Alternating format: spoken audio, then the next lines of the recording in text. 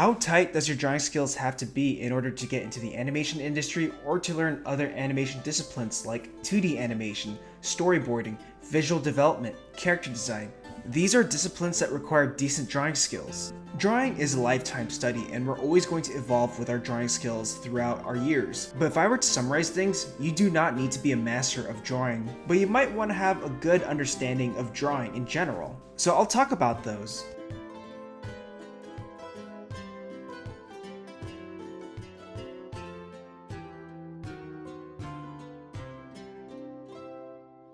Hey guys, it's Toniko Pantoja, and today I'd like to talk about drawing skills that you might want to have before you start pursuing animation. Or so it seems. The most common question I get is, Toniko, how good do I have to be at drawing before I get into animation? And of course, even industry professionals who are artists always preach about having good or decent draftsmanship before you get into animation or before you learn animation. And yeah, most 4-year programs when it comes to animation courses, they do require students to have pretty decent draftsmanship or drawing skills because most of these animation courses are quite fast-paced, and animation is a completely different skill set than just drawing alone.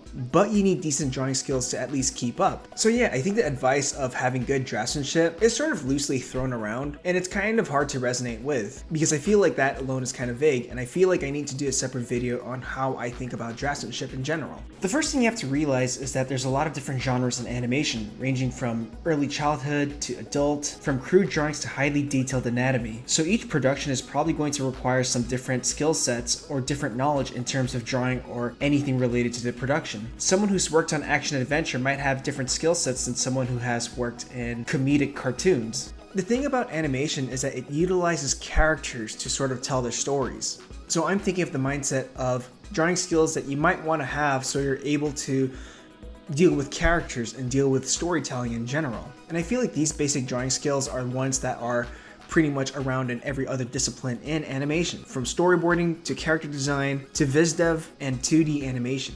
The first one I can think of is a good handle in gesture drawing, being able to draw the figure loose and quickly, but maintaining a sense of clarity. You're showing weight, you're showing force, you're showing tension, and if you're good enough, you're communicating some emotions, you're communicating feelings, and you're giving storytelling with these gestures. So one thing I would recommend is for you guys to do quick gesture drawing sessions. Whether it's through life drawing classes, figure drawing classes, whether you're drawing people from the park or coffee shops, or you're copying frames from live action footage, something that I've been doing recently in my own studies. So here's how I would get started on getting better at that, and I've made videos on this on my YouTube channel. Do a single pose for 30 seconds, between 30 seconds to a minute. That way you don't have a lot of time to procrastinate. You have to nail the idea of what the pose is actually doing, rather than focusing on small details like hair, detailed anatomy, shading. You have to quickly get a point across. Try and finish the figure as much as you can, where you're indicating the head, the torso, the pelvis, and its limbs. For quick and loose gesture drawing, look at people like Walt Stanfield and Glenn Vilppu, and look at how they're prioritizing most of the feeling and the exaggeration of the poses, rather than spending so much time on figuring out every single detail within the anatomy. This is useful for the rough pass or the first pass of hand-drawn animation, or the first pass of storyboarding. You're just trying to get an idea across rather than fully finishing it detail by detail. You want to be able to get the idea of a pose quickly and clearly as possible. Things like animation and storyboarding is a fast-paced job, and there are times where you have to quickly show an idea first before any work goes into it further. Like you would show the rough pass first to your directors to see if they have any opinions about the acting. Same with storyboarding. Before any of that cleanup or tie down happens, you sort of have an idea pass or something to work with, like a skeleton.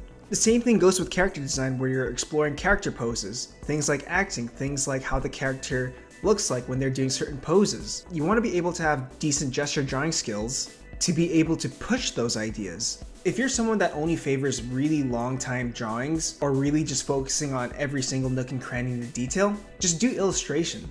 Figure invention skills are another drawing skills that you might want to have, and this is kind of different from gesture drawing because the gesture drawing is more about capturing the overall feeling, the gesture, or the action of the pose, the action line. Whereas figure invention is more about knowing how to construct something, knowing how to construct the basic human form from scratch on the spot. So these are things like having a knowledge of basic anatomy, a knowledge on proportions. Average human proportions are good to start with. And in being able to understand some basic mechanics of the human body, how it moves, why the body does certain things when you perform an action. Basic anatomy knowledge are things like the skeleton, knowing where the rib cage is, the pelvis, the clavicle, and then eventually the muscle groups. You don't have to memorize every single part of the muscle, but at least understand some of the major shapes of the muscles and how they work, or what their functions are. Look at many different resources because a lot of them have different measurements for the human body, and it's good to have a basic understanding of them so you have an idea of how to break down the human body in proportions if you need to. For human mechanics, I would say look at videos where there are people doing very physical things and really go through those footage frame by frame to see where the driving force is in those actions. Now, a skill like this is important for, coming up with a figure quickly. When you're animating, when you're storyboarding, at least you know how to quickly set up a human figure. This is also an essential skill for character design, where you have to come up with different character designs with different shapes, different proportions, and you have to build it from the ground up, and then learning how to maintain those proportions, and then having to draw different angles for character rotations, something that is underestimated in the jobs of a character designer. So being able to have figure invention skills are crucial in animation.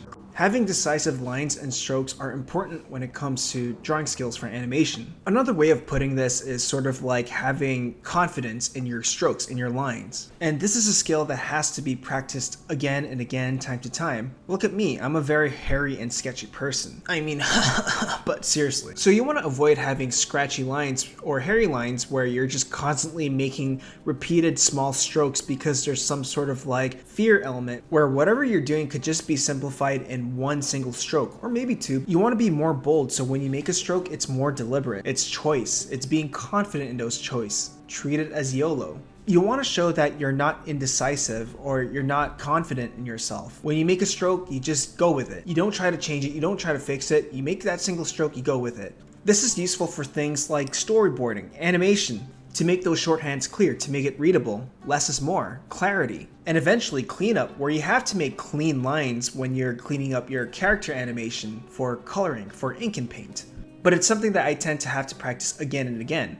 It's like having pinpoint accuracy to your lines. So if I were to practice this, try practicing just making one side of a drawing just a single line. Just do one single stroke for a line. Try not to be super sketchy or try not to be super scratchy with your line work. You make one single stroke and then move on to the next line and see how that goes. It's one of those things where you really have to force yourself to be aware that you have scratchy habits when you're drawing, like I did, or I still do. But you want to make your line strokes a bit more deliberate so you don't procrastinate too much on your choices. When you're doing your strokes, you can do them quickly and boldly, or you can take your time and take it slow. You can also play with line widths, line thickness, and see what kind of effects it can give to your drawings. Solid construction skills. So this is basically the fundamentals when it comes to technical drawing skills or academic drawing skills.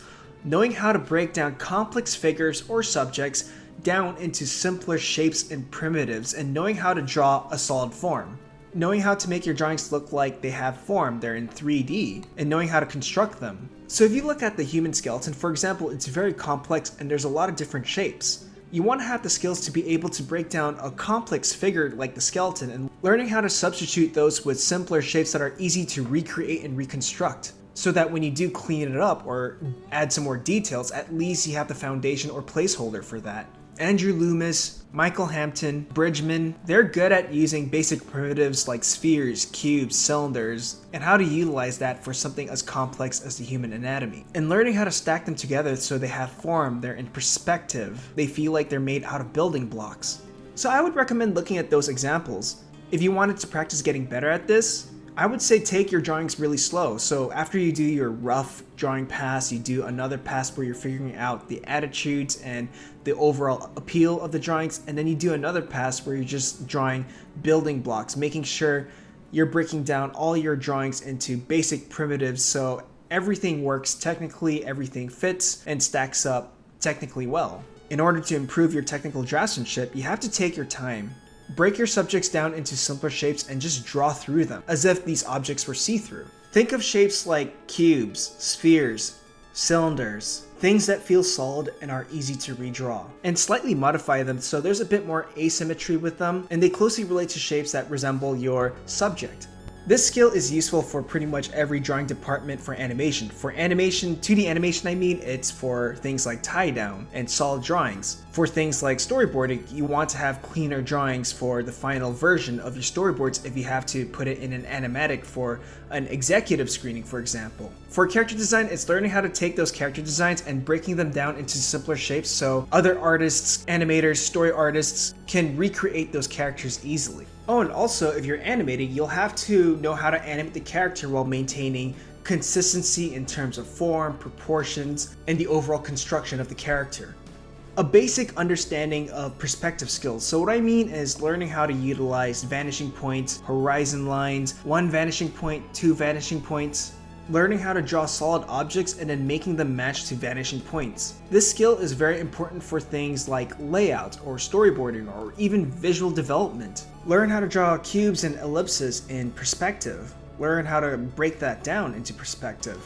If perspective from scratch is kind of hard for you to grasp, this is what I would recommend. Take a photo, like a cityscape or a hallway, and then just draw on top of it. Trace where the line direction is going. Trace the corners, trace every line that you see, the basic lines of the walls, I mean, the angles, and see if you can find a vanishing point from those lines. And see if you can also find wherever the vanishing points meet, that will be your horizon line. And now that you've reversed engineered that, go back and try and create something new using perspective lines. Draw the horizon line, figure out your vanishing points, whether it's 1 point or 2 point, and then try making a scene using those. And once you have a grasp of perspective, the basic perspective stuff, then you can shorthand and eyeball it for very rough passes so you can kind of get an idea down. And then you can go back and fix it up with tie-down skills while utilizing technical perspective skills.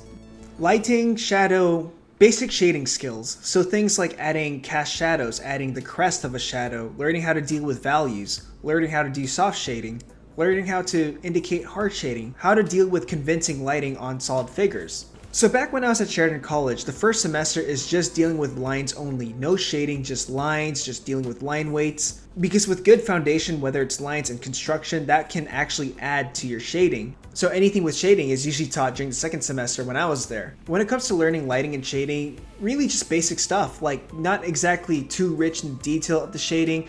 I would say just focus on just a few tones. Maybe like limit yourself to 3 tones first. White, gray, and black, and then see how you can utilize those values and then how to showcase believable lighting with those values only. I think it's good to have a basic understanding of it just so that it's there in your library. Personally, when it comes to 2D animation, I personally don't think that you need it, but then there are some productions where you kind of need to implement some lighting information on your characters for the ink and paint department to sort of reference. When it comes to storyboarding, lighting and tone can add so much to a mood. It can describe the scenario of the scene, the atmosphere of the scene, what time of the day the scene takes place, where most of the focal points are. For character design, it helps describe the actual form of the character and how it should react to light. And this skill is essential when it comes to visual development, since that's basically like painting and knowing your colors, and that's a whole other skill set. Layout and compositional skills, knowing how to compose your drawings, your pieces, so that it's easier to look at, it's clear to look at, and it actually adds to your drawings. So knowing how to use effective camera, effective layout,